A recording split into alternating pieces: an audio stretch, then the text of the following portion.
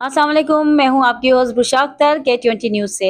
आज हम कराची की मशहूर जानी-मानी शख्सियत के साथ मौजूद हैं, इसाक अहमद के साथ, जो कि पाकिस्तान ह्यूमन राइट्स के चेयरमैन हैं और इसके अलावा गुलशन इकबाल सराफा एसोसिएशन के सीनियर वाइस चेयरमैन हैं।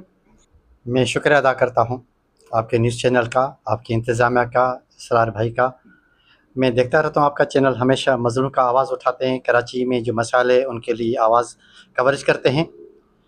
जहाँ तक हमारे कराची के अंदर जुलस के मार्केटों में, जुलस के दुकानों पर हाल दिनों में FIA के छापे मारे जाते हैं और FBR के छापे मारे जाते हैं और वहाँ पर ऐसी सूरत हाल हो जाती है, वहाँ पर जो तशद्दुद की सूरत हाल बन रही है, इस सूरत हाल की हम मज़म्मत करते हैं। FBR एक हमारा वफाक का इदारा है, एक तमाम इन्वेस्टिगेशन के हिसाब से आला अच्छा इदारा है, मगर उनमें जो चंद लोग हैं जो अपनी करप्शन करने की वजह से वहाँ पर तशद्दुद पे उतरते आते हैं, जिसकी वजह से इदारे की साख ख़राब होती है।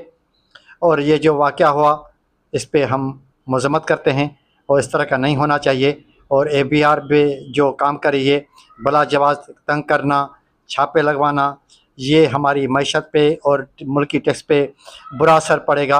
अगर ऐसी सूरत हाल कहीं पे दुकानदार के ऊपर कोई भी चार्जेस है, कोई भी ऐसे तहफ़्फ़ुज़ात हैं, उनके लिए हमारे इदारे यूनियन के खुले हैं।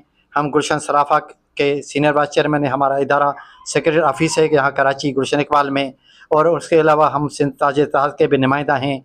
अगर पूरी कराची, पूरी गुलशन इकबाल में जहाँ भी कोई ऐसे तहफ़्फ़ुज़ात है, हमारी यूनियन से रब्ता किया जाए, जो भी मसाइल होंगे हम हल करेंगे। आपके ख्याल में कि ये जो FBR वाले छापे लगा रहे हैं, इनको यूनियन वालों से बात करनी चाहिए और यूनियन ऑफिस वालों से बात करनी चाहिए और उन्हीं के थ्रू मसले मसाइल का हल करना चाहिए। और इसके अलावा ये जो पाकिस्तान कराची में जो आजकल जो कशीदगी फैली हुई है, बहुत ज़्यादा तोड़ फोड़ है, महंगाई है, उसके बारे में आपका क्या ख्याल है प्लीज़? मैडम, इस पे तो बहुत सारे लोगों ने, सियासतदानों ने रोज़ ब रोज़ TV चैनल पे, अखबारात पे बयान दे रहे हैं। बहुत अफसोसनाक बात है। मैं तो एक ही बात कहूँगा कि यहाँ पर जो तरक्याती काम की आड़ में यूनिवर्सिटी रोड जो इतने सालों से खुला हुआ था, लोग ज़हनी मरीज़ हो गए थे, लोगों की गाड़ियाँ ख़राब हो गई थी, पेट्रोल की बेतहाशा ख़राबी हो रही थी। और उनके अलावा अभी जो दोबारा इन्होंने स्वीगेस का और दूसरे पानी की लाइन एक साथ पूरी कराची में खोदी गई है। मैं तो कहूँगा कि इन्होंने कराची को गांव बना दिया है। हम आर्मी चीफ से, DG रेंजर से मुतालबा करेंगे कि पूरी कराची के रोड फौरी तौर पे बनाए जाएं, जिसकी वजह से लोगों का एक तो ट्रैफिक जाम होती है, लोगों को टाइम ज़ाया होता है, लोगों का पेट्रोल ज़ाया होता है और लोग जहनी मरीज़ हो चुके हैं। शुक्रिया। आपके ख्याल में इसका जिम्मेदार कौन है? ज़ाहिर इसका ज़िम्मेदार सिंध हुकूमत है। हम सीधे कहेंगे सिंध हुकूमत है। सिंध हुकूमत अगर इस पे जल्दी काम करना पड़े तो जल्दी काम हो जाए, मगर जब वफाक ने इदारा एक्शन लिया तो देखो यूनिवर्सिटी रोड जल्दी बनने शुरू हो गया। और ये जो पेट्रोल की बढ़ती हुई सूरत हाल है, पेट्रोल के जो प्राइसेस बढ़ रहे हैं, दिन ब दिन बढ़ते जा रहे हैं, 50 रुपए कम करते हैं, दूसरे दिन 180 रुपए बढ़ जाते हैं। इसके बारे में आप क्या कहेंगे? इसका जिम्मेदार कौन है और इसके ऊपर कंट्रोल किस तरह किया जा सकता है?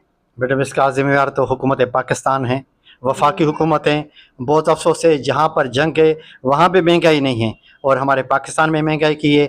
मैं आपको आज ऐसी बात बता रहा हूँ जो किसी सियासतदान ने नहीं बताई होगी। जैसे जंग लगी है, सूरत हाल मुश्किल तनी ज़रूर है, मगर इसके बदौलत पाकिस्तान के यहाँ पर जो ग्वादर पोर्ट है और कराची का पोर्ट ट्रस्ट है, इसकी आमदन और बढ़ गई है। जंग के दौरान तो पाकिस्तान की मौसूलात तो ज़्यादा हो गई है, इनको कोई नुकसान थोड़ी हुआ है, मगर ये जंग के बहाने पे आवाम को चूस रहे हैं। तो ये जो अगर आपके ख्याल में अगर ये हुकूमत का निज़ाम या मुल्क का निज़ाम आर्मी वालों को दे दिया जाए तो क्या इस सूरत इन ये जितनी भी तमाम सूरत हाल है, इस पर काबू पाया जा सकता है या नहीं? मैडम, ये तो आपने ऐसा अभियान आपने लाइव मुझसे करना शुरू किया तो फिर तो जो जमहूरी दोस्त हैं हमारे वो तो ज़ाहिर क्रिटिसाइज़ करेंगे, और पाकिस्तान का फ़ौजी इदारा हमारा इदारा है, हम तो उसको लाइक करते हैं, हम तो उसकी हमेशा सपोर्ट करते हैं। अभी भी आपको पता होगा पूरी गुलशन इकबाल के हवाले से, मोरका हक के हवाले से इसाक शेख की क़यादत में पुलिस की और आर्मी की रैली मेरे क़यादत में निकाली गई, ज़ाहिर हम तो उसकी हिमायत करेंगे। ये तो एक इनकम्प्लीट जवाब दिया आपने। मैंने आपसे पूछा कि क्या इसका क्या असर पड़ेगा अगर फौज की हुकूमत पाकिस्तान में आ जाए आर्मीज वालों की, और अगर आर्मीज के हाथ में दे दिया जाए तो हमारे कराची में और पाकिस्तान में इन सूरत हाल पर काबू पाया जा सकता है हत्तुल इम्कान या नहीं? मैडम ये तो आप जो आपने लाइव सवाल कर रही हो ये सियासतदान से पूछते हैं ना, सियासतदान आपसे बात भी नहीं करता, मगर हम बात करने के लिए तैयार हैं। हम समाजी लोग हैं। पाकिस्तान आर्मी का इदारा हमारा इदारा है। आपको याद होगा कि जहाँ जहाँ पर जब आर्मी की हुकूमत आई है तो जमहूरी हुकूक सलब ज़रूर हुए, मगर यहाँ पर बहुत सारे लोगों के मसाइल हल हुए, इंसाफ का बोलबाला हुआ है, रुश्वत ख़त्म हुई है, थानों का कल्चर में बेहतरी आई है, और बहुत सारे इदारों में भी बेहतरी आई है। आप इसको बेहतर समझ सकते हैं।